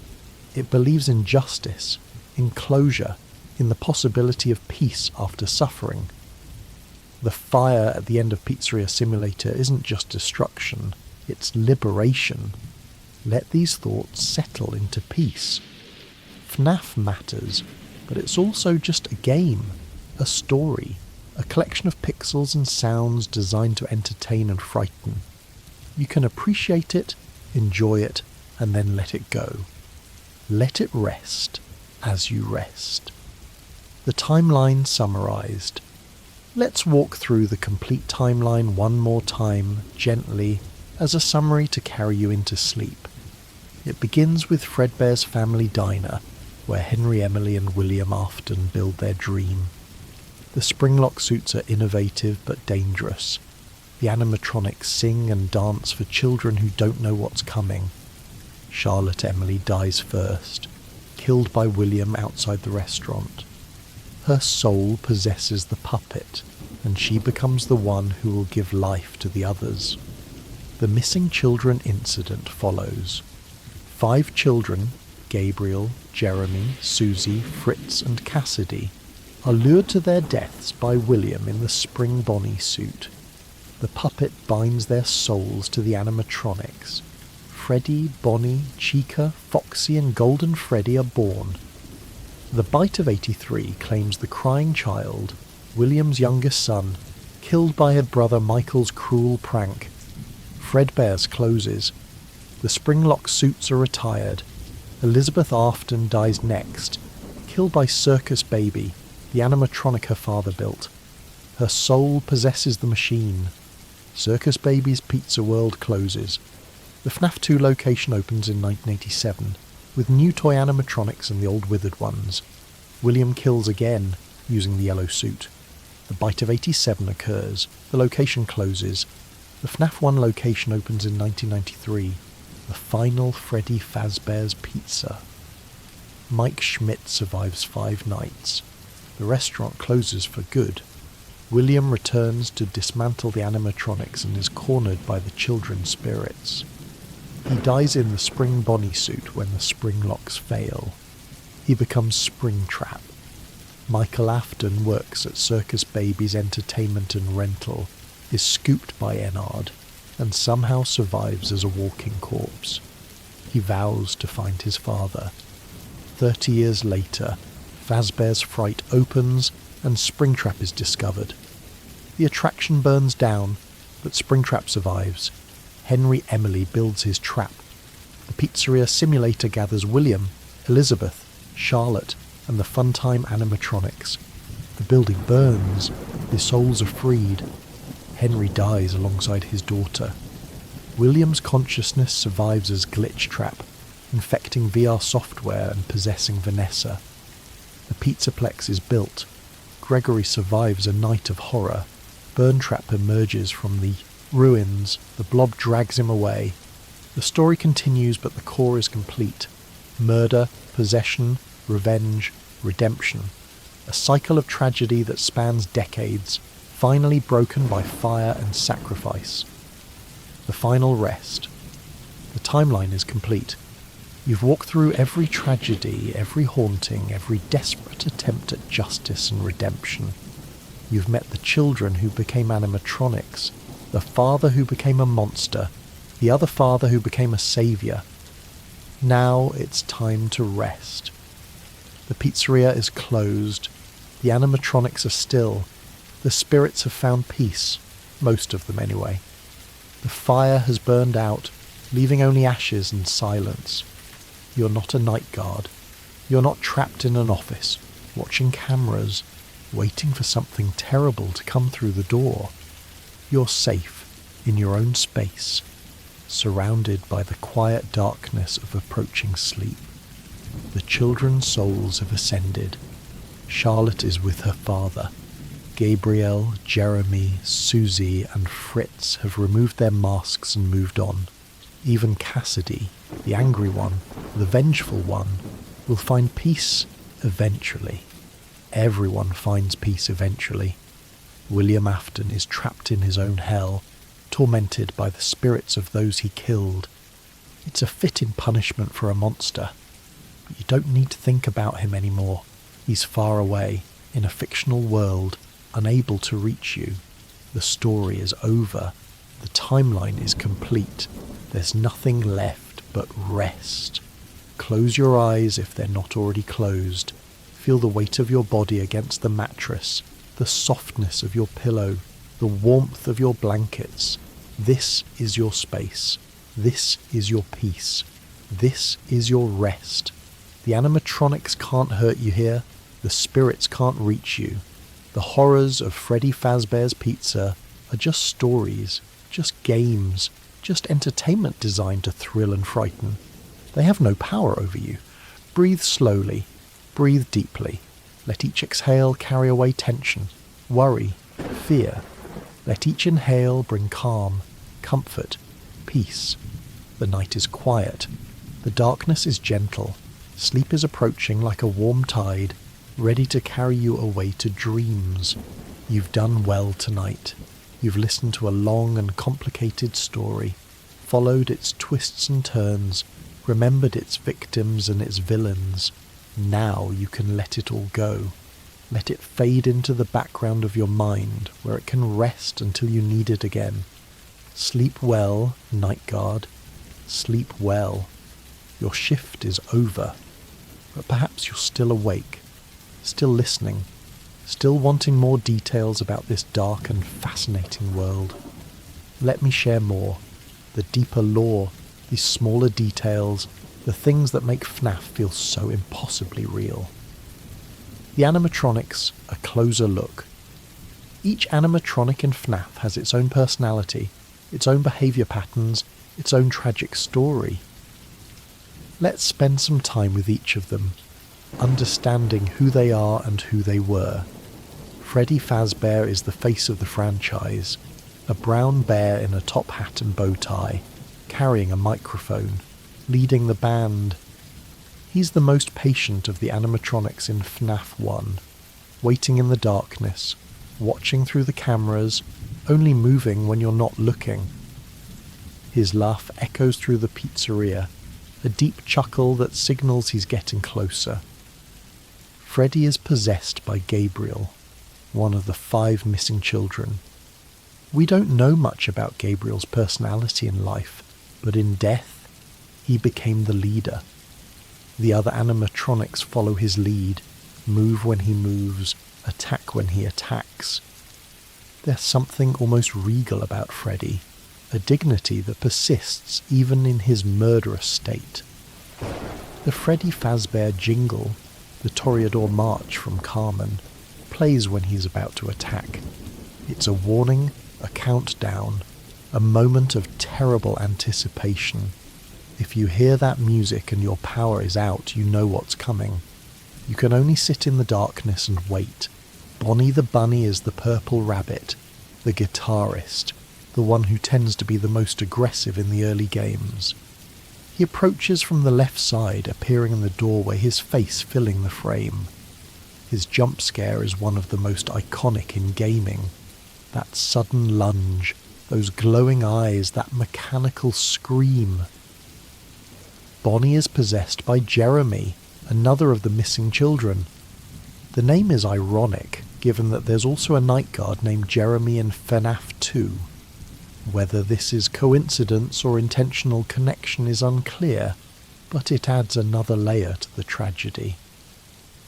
In interviews, Scott Cawthon has said that Bonnie gave him nightmares during development. There's something about the rabbit design, the blank stare, the purple colour, the way he moves, that taps into primal fears. Bonnie isn't the leader, but he might be the most unsettling. Chica the chicken is the yellow bird, the backup singer, the one who carries a cupcake named Mr. Cupcake.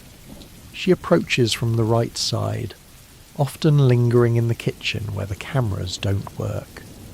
You can hear her banging pots and pans, making noise, letting you know she's there even when you can't see her. Chica is possessed by Susie, the first of the 5 children to die. Susie was lured by William's promise that her dog was still alive, a cruel manipulation of a child's love for her pet. Her death was the beginning of the missing children incident, the first domino in a chain of tragedy. The toy Chica design in FNAF 2 is notably different. Sleeker, more feminine, with a removable beak that she takes off when hunting. This version is more aggressive, more predatory, a corruption of the original design. Foxy. The pirate fox is the red fox with a hook hand, hiding behind the curtain in Pirate Cove. He's different from the others. He doesn't wander the same paths, doesn't follow the same rules. Instead, he waits, watching, and when you don't check on him often enough, he sprints down the hallway at terrifying speed.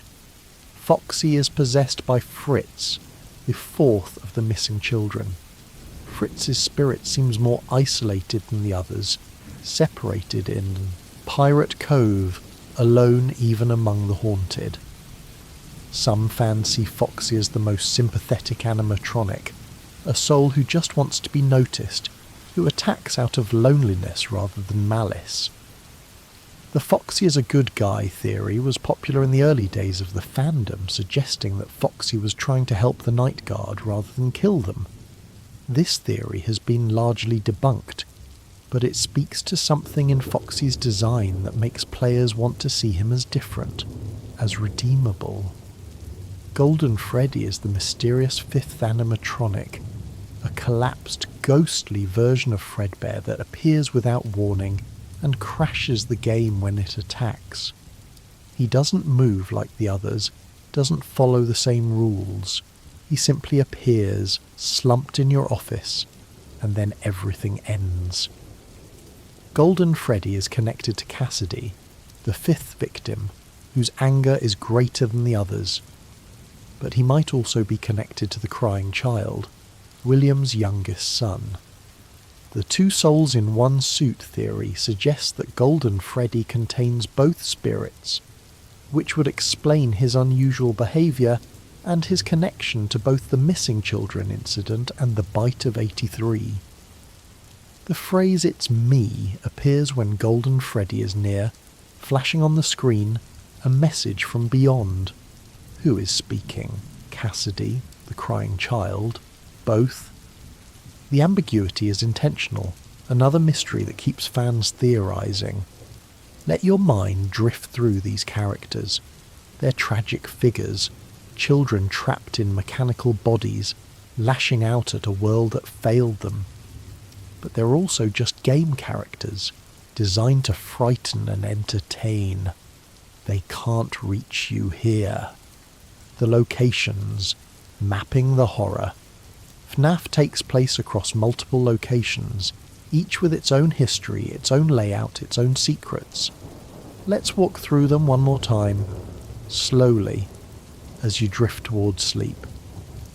Fredbear's family diner was the beginning. A small restaurant with 2 animatronics, Fredbear and Spring Bonnie. We never see it directly in the games, only in mini-games and references.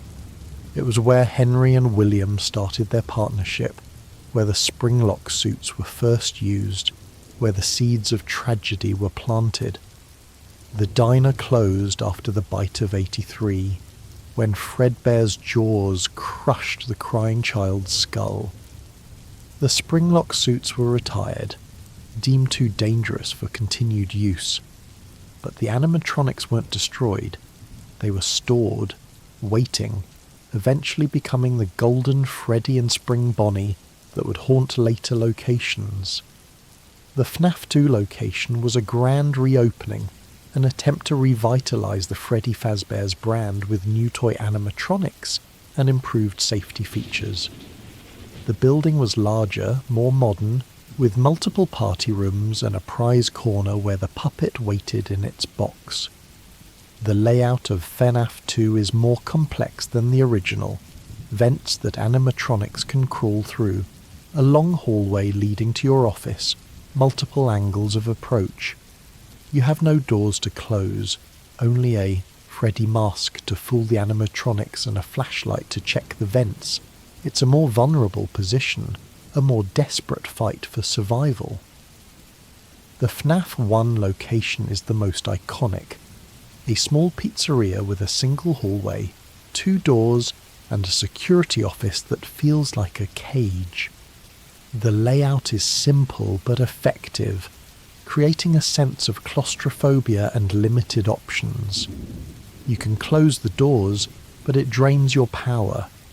You can check the cameras, but it means taking your eyes off the doorways. The backstage area contains spare animatronic parts, heads, endoskeletons, the components of mechanical nightmares. The kitchen has no camera, only audio, forcing you to listen for Chica's movements. The Pirate Cove curtain hides Foxy, who watches and waits for the moment to strike. Circus Baby's entertainment and rental is underground, accessible only by elevator, a facility designed for a very different purpose than children's entertainment. The Funtime animatronics here are sleek and advanced, built with capture mechanisms and storage compartments. The facility feels clinical, corporate, a place where terrible things happen behind closed doors. The layout of Sister Location is linear rather than open. You move through different areas each night, completing tasks, avoiding animatronics, slowly uncovering the truth about what happened here. The scooping room, where Ennard hollows out Michael, is the heart of the facility's horror. Fazbear's Fright was built from the ruins of the old locations, a horror attraction filled with salvaged props and memorabilia. The building is cramped and cluttered, filled with shadows and hiding spots. Springtrap moves through the vents, appears in doorways, hunts with an intelligence the other animatronics lack. The Pizzeria Simulator location is your creation, a restaurant you build and manage, choosing which attractions to buy, which animatronics to salvage. But it's also Henry's trap, designed to gather the remaining possessed souls in one place. The back alley where you salvage animatronics is where the true horror lurks. The Mega Pizzaplex is the largest location yet, a massive entertainment complex with multiple floors, multiple attractions, multiple ways to die. Glamrock Freddy, Glamrock Chica, Roxanne Wolf, and Montgomery Gator troll the halls, hunting Gregory through arcades and restaurants and maintenance tunnels. Beneath the Pizzaplex lies the old Freddy Fazbear's Pizza Place, buried and forgotten, where Burntrap waits in the darkness. The connection between old and new, between past and present, is literal here. The new building constructed directly on top of the old horrors. Let these locations fade from your mind. they're just settings, just stages for the horror to unfold. You're in your own location now, your own safe space, where no animatronics roam and no killers lurk. The sounds of FNAF sound design is crucial to FNAF's horror. The games use audio cues to build tension, signal danger, and create an atmosphere of dread that persists even when nothing is happening. The ambient noise of the pizzeria is a constant presence. The hum of electricity, the distant sound of machinery, the occasional creak of metal. It's never silent in Freddy's. There's always something, some reminder that you're not alone. Freddy's laugh is one of the most recognizable sounds in gaming, a deep electronic chuckle that signals he's moved closer. Each laugh means he's progressed through the building, getting nearer to your office. By the time you hear the laugh from right outside your door, it might already be too late. Bonnie and Chica's footsteps echo through the hallways, heavy and mechanical. You can track their movements by sound alone, listening for the thud of metal feet on tile. The footsteps stop when they reach your door, replaced by the sound of breathing, mechanical, rhythmic, waiting. Foxy's sprint is terrifying. The rapid pounding of feet, getting louder, getting closer, and then the bang of him hitting your door. If the door is closed, you're safe. If it's not, you're dead. The sound of that sprint, once you've heard it, never leaves you. The music box in FNAF 2 must be wound constantly, or the puppet will emerge. The melody, my grandfather's clock, plays slower and slower as the box winds down, a countdown to disaster. Keeping that music playing while managing everything else is one of the game's greatest challenges. The jump scare sound is a burst of noise, a scream, a crash, a sudden explosion of audio that makes you jump even when you're expecting it. It's designed to trigger a physical response, to make your heart race and your hands shake. Even after hundreds of hours of gameplay, that sound still hits. Phone Guy's voice is a comfort in the darkness, friendly, familiar, a reminder that someone else has been through this and survived, at least for a while. His recordings are the closest thing to companionship you have in the games, a voice in the void. The silence between sounds is almost worse than the sounds themselves. When everything goes quiet, you know something is wrong. You know something is coming. The anticipation is its own kind of horror. Let these sounds fade into silence now. The pizzeria is quiet. The animatronics are still. There's nothing to hear but your own breathing, slow and steady, carrying you towards sleep. The jump scares, facing the fear. FNAF is famous for its jump scares, sudden, loud, terrifying moments when an animatronic lunges at the screen. They're the punctuation marks of the horror, the payoff for all the tension that builds throughout each night. Each animatronic has its own jump scare animation. Freddy leans in from the darkness, his face filling the screen. Bonnie lunges forward, mouth open, eyes glowing. Chica appears in the doorway, her beak stretched wide. Foxy bursts through the curtain, hook raised. Golden Freddy simply appears, his collapsed form somehow more terrifying than any lunge.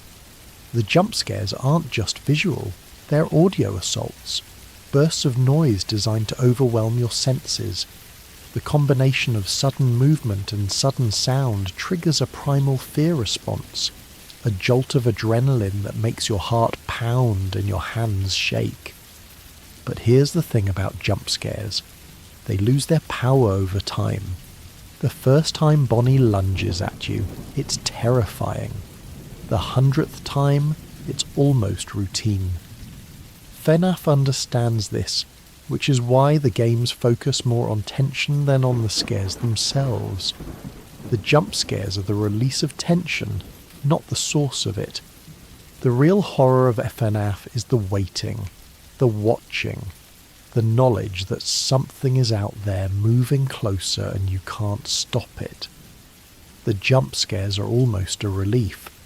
At least when they happen, the waiting is over. In your own life, the things you fear are often worse in anticipation than in reality. The worry, the dread, the endless waiting for something bad to happen, that's where the real suffering lives. When the thing finally happens, you deal with it. You survive.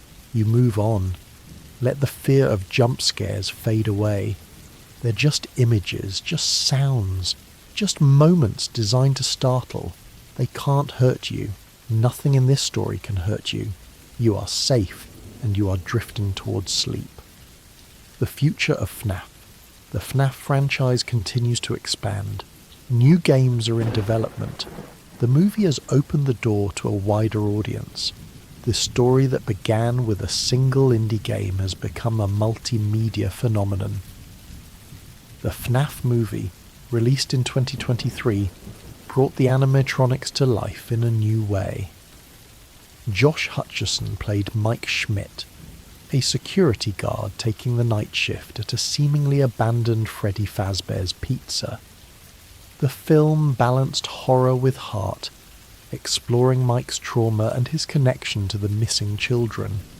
The movie made over $130 million at the box office, proving that FNAF's appeal extends beyond gaming. A sequel is in development, promising to explore more of the franchise's rich lore. Future games will likely continue the story of the Pizzaplex, exploring what happened after Security Breach and the Ruin DLC. The fate of Gregory, Glamrock Freddy and the other characters remains uncertain, and William Afton, as always, lurks in the shadows, waiting for his next return. Scott Cawthon has stepped back from active development, but the franchise continues under new leadership. Steelwool Studios, who developed Security Breach, are working on future installments. The community remains active, theorizing, creating, keeping the spirit of FNAF alive. Whatever comes next, the core of FNAF will remain the same, a story about murdered children, possessed animatronics, and the long shadow of evil. It's a story that resonates because it touches on real fears, the vulnerability of childhood, the monsters that hide behind friendly faces, the trauma that echoes across generations. But for tonight, the future can wait. The games can wait. Everything can wait. Right now, there's only rest. Final words. You've travelled through the complete FNAF timeline tonight. From Fredbear's family diner to the mega pizzaplex, from Charlotte's murder to Henry's sacrifice, from the missing children incident to the fire that finally set the souls free. It's a dark story, full of tragedy and horror, but it's also a story about justice, about redemption, about the possibility of peace after suffering. The children found their killer. Henry saved his daughter. Michael completed his mission. Even William Afton, in his eternal torment, is facing the consequences of his actions. The animatronics are still now. The pizzeria is closed. The spirits have moved on. Most of them anyway. The story continues in games and movies and books, but the core narrative has reached its conclusion. The cycle is broken. The nightmare is over. And you too can rest now. You're not a night guard. You're not trapped in an office watching cameras waiting for death to come through the door. You're safe, in your own bed, in your own space, surrounded by the quiet darkness of approaching sleep. The animatronics can't reach you here. William Afton can't reach you here. The horrors of Freddy Fazbear's Pizza exist only in games, in stories, in the imagination. They have no power in the real world. They have no power over you. Breathe slowly. Breathe deeply. Feel the weight of your body, the softness of your pillow, the warmth of your blankets. This is your space. This is your peace. The night is quiet. The darkness is gentle. Sleep is here, ready to carry you away. You've done well tonight. You've survived the complete FNAF timeline. Now let it go. Let it fade. Let yourself rest. Sleep well, night guard. Your shift is over. The pizzeria is closed. Sleep well. The mysteries that remain. Even after all these years, FNAF still holds mysteries that the community debates. Let's explore some of these unsolved questions as you drift towards sleep. Who caused the bite of 87? Phone Guy mentions it in FNAF 1, saying it's amazing that the human body can live without the frontal lobe, but he never identifies the animatronic responsible.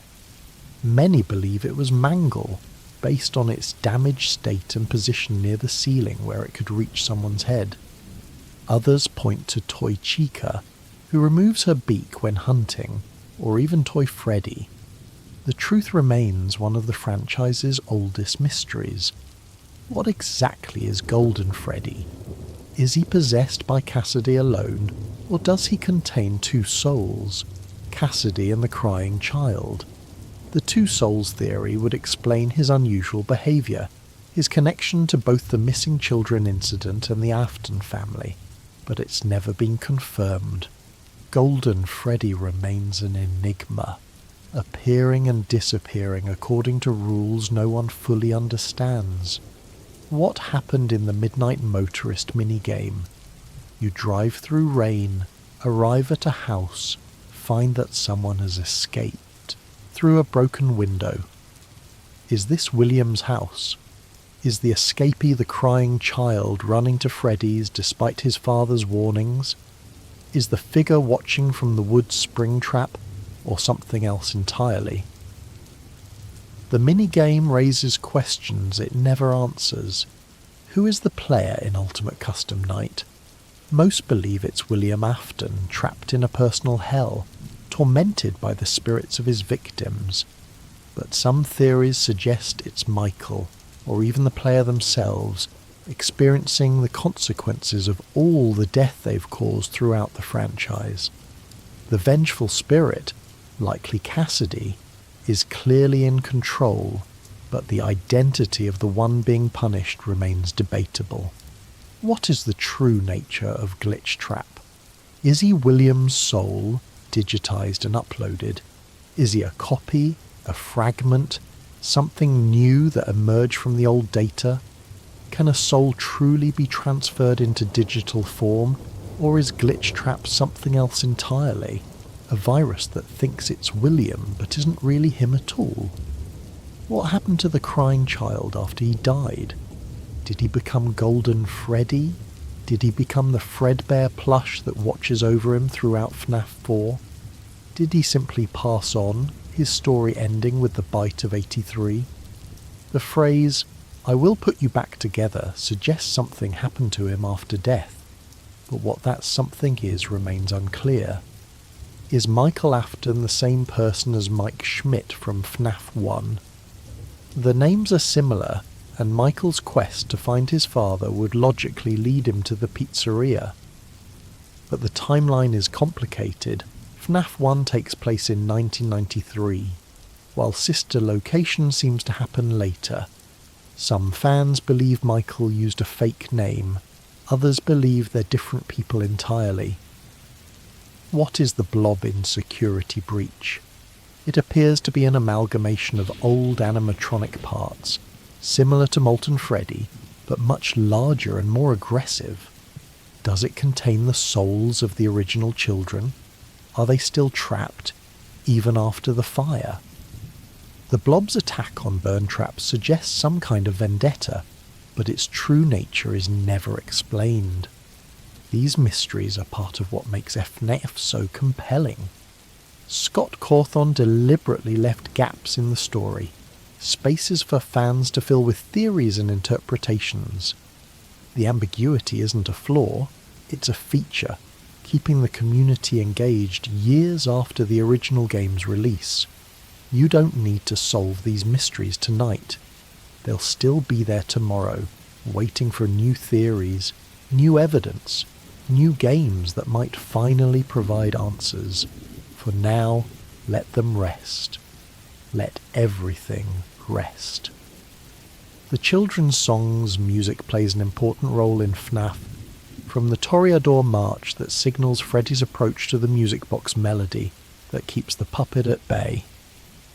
But some of the most haunting music comes from the children themselves, or rather, from the animatronics they possess.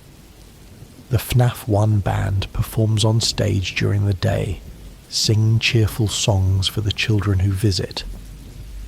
We never hear these songs directly in the games, but we can imagine them, upbeat, friendly, designed to entertain. The contrast between these daytime performances and the nighttime horror is part of what makes FNAF so unsettling. In FNAF 2, the music box plays My Grandfather's Clock, a song about time running out, about death approaching with each tick. The lyrics, if you know them, are eerily appropriate, but it stopped short, never to go again, when the old man died. The puppet's music box is a countdown to disaster, a reminder that time is always running out. Circus Baby sings in Sister Location, her voice sweet and childlike despite the horror she represents. Elizabeth's personality persists in the animatronic, including her love of performance. But there's something wrong with Baby's songs, something off-key, something that reminds you she's not really a child anymore. The fan community has created countless FNAF songs, from Five Nights at Freddy's by The Living Tombstone to Join Us for a Bite by JT Music. These songs have become part of the franchise's identity, spreading awareness of the games and adding to the lore in their own way. Music is comfort and music is warning in the FNAF universe. The songs the animatronics sing during the day are meant to bring joy. The music that plays at night signals danger. And somewhere in between there's the silence, the absence of music that means something has gone terribly wrong. Let the music fade now. Let the songs end.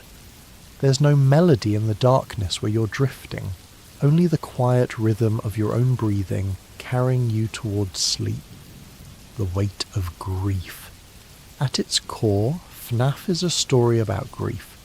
Every character is grieving someone, a child, a sibling, a friend, themselves. The entire franchise is built on loss, on the desperate attempts to undo what cannot be undone. Henry grieves Charlotte, his daughter, killed by his business partner.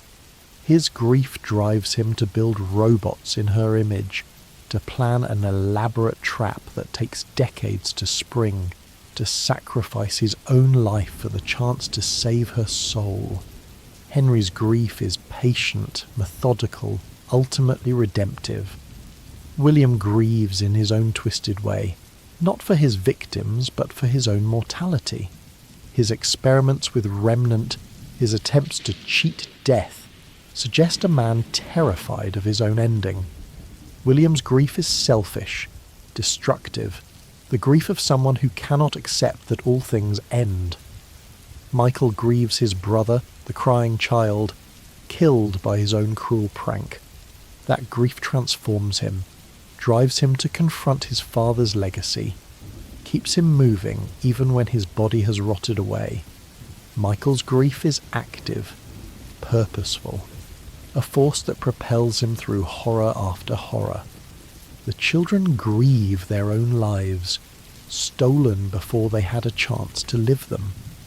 Their grief manifests as rage, as confusion, as the desperate need to find and punish their killer. The animatronic's aggression is grief given form, loss transformed into violence.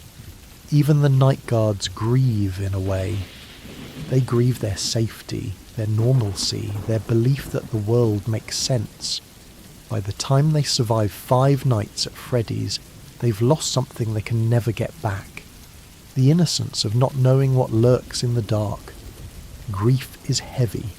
It weighs us down, keeps us trapped, makes it hard to move forward. The characters in FNAF carry their grief for years, decades, sometimes forever.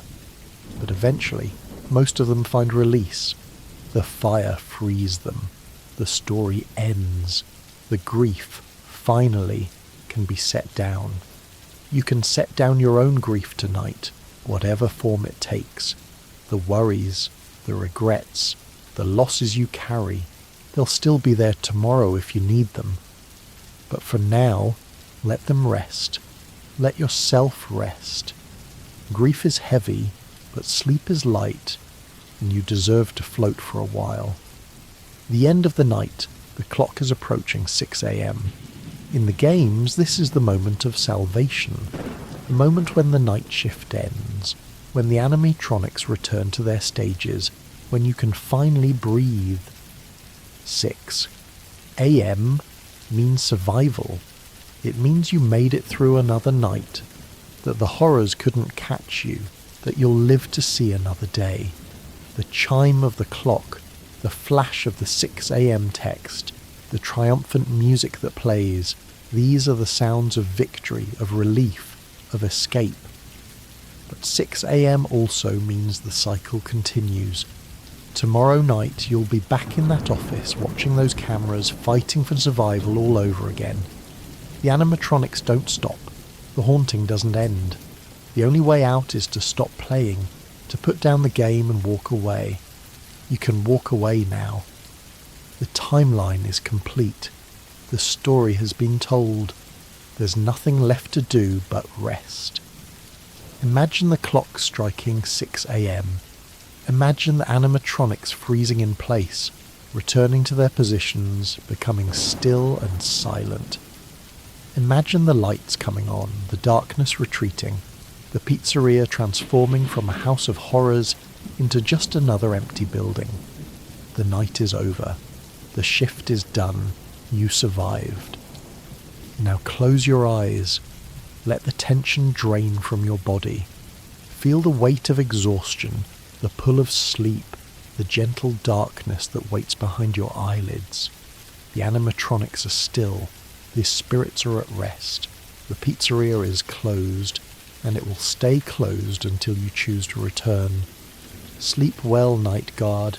You've earned it. Sleep well.